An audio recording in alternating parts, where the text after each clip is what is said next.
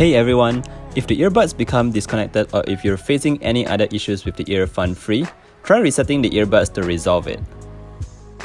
The process is fairly easy. First, unpair EarFun Free from your smartphone. Next, long press the earbuds until they flash red to power off. So once the earbuds are powered off, press and hold the button on each earbud again for 8 seconds until they flash in purple. So make sure you see the purple LED to confirm that it has been reset. Finally, place the earbuds back into the charging case and remove it again to start reconnecting. You can also press the earbuds to manually power on the earbuds.